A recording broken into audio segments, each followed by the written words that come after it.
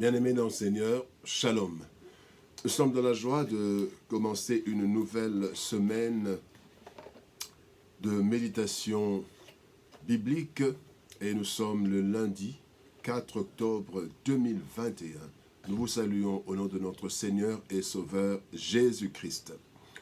Nous allons lire un verset dans la lettre de Paul aux Corinthiens. Nous lirons le verset 16 et le chapitre 16 et les versets 13 et 14. 1 Corinthiens 16, 13, 14. Nous lirons dans trois versions différentes. 1 Corinthiens 16, 13 à 14, Bible du Semeur. Soyez vigilants, demeurez fermes dans la foi, faites preuve de courage, soyez forts, que l'amour inspire toutes vos actions. Lui second, veillez, demeurez fermes dans la foi, soyez des hommes, fortifiez-vous, que tout ce que vous faites se fasse avec charité. Parole de vie. Restez éveillés, gardez une foi solide, soyez courageux, soyez forts, faites tout avec amour. Dans ce monde d'adversité, tel est le thème de notre méditation biblique de ce lundi, 4 octobre 2021. Bien-aimés, nous vivons dans un monde d'adversité. Cette adversité varie en intensité selon les milieux, les personnes, les enjeux, et même dans le ministère, tel que Paul le relève à plusieurs reprises dans ses écrits. Le fait d'être chrétien ne nous favorise pas nécessairement. Nous avons les mêmes combats dans ce monde et nous ne pouvons pas nous soustraire à cet exercice mondial. Nous devons affronter le monde et vaincre, selon la promesse du Seigneur dans Romains 8, 37, nous sommes plus que vainqueurs dans toutes ces choses par celui qui nous a aimés. Si nous ne sommes pas épargnés de l'adversité, néanmoins, le Seigneur nous montre ce que nous devons faire pour vaincre nos combats dans les normes de Dieu. Le verset 5, le verset du jour, nous donne 5 éléments à intégrer dans notre vie pour cela. Le premier élément, c'est la vigilance. Soyez vigilants, veillez, restez éveillés. Dans Matthieu chapitre 10, verset 16, Christ dit, « Voici, je vous envoie comme des brebis au milieu des loups.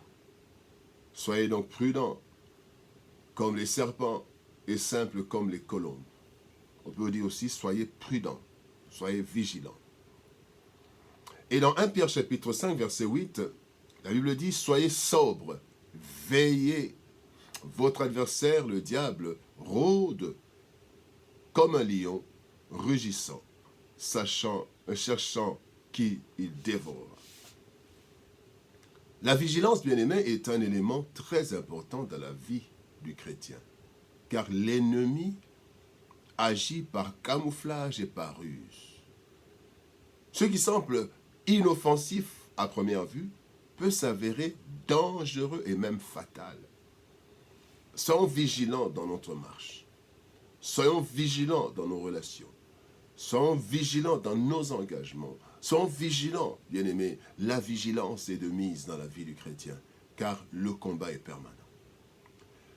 Deuxième élément, c'est une foi solide. Il est dit, demeurez ferme dans la foi. Gardez une foi solide. Les différentes pressions de la vie, bien-aimés, peuvent entamer notre foi et ainsi le diable en profite. Christ se pose une question dans Luc chapitre 18, verset 8. Quand le Fils de l'homme viendra, trouvera-t-il la foi sur la terre?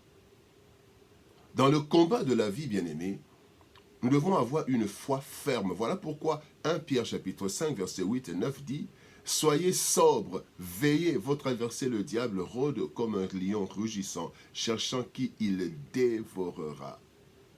Résistez-lui avec une foi ferme, sachant que les mêmes souffrances sont imposées à vos frères dans le monde. Résistez avec une foi ferme, parce que l'objectif du diable, c'est d'anéantir notre foi. Et quand un chrétien n'a plus de foi, eh bien, il devient une proie facile au diable. Une foi solide. Troisième élément, du courage. Il est dit, faites preuve de courage. Dans la version Louis II, il est dit, soyez des hommes. Ou soyez courageux dans la version Parole de vie. Bien aimé, la société dit que le monde appartient aux courageux. Cela est vrai. Il a fallu du courage à David face à Goliath. Du courage à Gédéon face aux Madianites. Élie face à Jézabel et les prophètes de Baal. Il a fallu du courage. Ils étaient animés de l'Esprit Saint, mais il fallait encore qu'ils aient du courage pour faire ce qu'ils faisaient. David avait confiance en Dieu, mais face à Goliath, pour venir en courant avec la pierre, il fallait que David ait du courage. Il faut du courage. Et dans la vie, il faut du courage, bien-aimé. Il nous faut aussi du courage dans le combat comme dans le travail. Pour travailler, parfois le travail est dur, mais il faut du courage. Et Dieu nous a donné le Saint-Esprit pour cela. Il dit, la Bible dit dans 2 Timothée, chapitre 1er, verset 7, « Car ce n'est pas un esprit de timidité que Dieu nous a donné, mais un esprit de force, d'amour et de sagesse, un esprit de courage. » Et la Bible même dit que ce sont les courageux qui s'emparent du royaume des cieux. Il faut du courage. Les violents, en fait, pas des violents, et les violences, on parle en sorte pas de violence qui veulent tuer, non, mais en force de, disons, en termes de courage pour affronter certaines choses. Le quatrième élément, bien-aimé, c'est la force. Il est dit, soyez forts, fortifiez-vous. Pour réussir, bien-aimé, il nous faut être fort. Cette force, c'est notre capacité dans tous les domaines possibles. Voilà pourquoi la Bible nous demande de fournir tous nos efforts pour ajouter à la foi un certain nombre de capacités. Quand vous lisez dans 2 Pierre chapitre 1er, versets 5 à 6, ajouter à la foi la connaissance à la connaissance. Donc il y a un certain nombre de choses. Nous avons besoin d'être forts, bien-aimés, pour vaincre. Pour vaincre dans les études, nous devons être forts scientifiquement. Nous devons être forts, capables pour vaincre. Forts dans l'évangélisation, si nous voulons faire face à cette évangélisation de l'ennemi ou à ce recrutement de l'ennemi, nous devons être forts, avec des arguments forts. Forts en intelligence.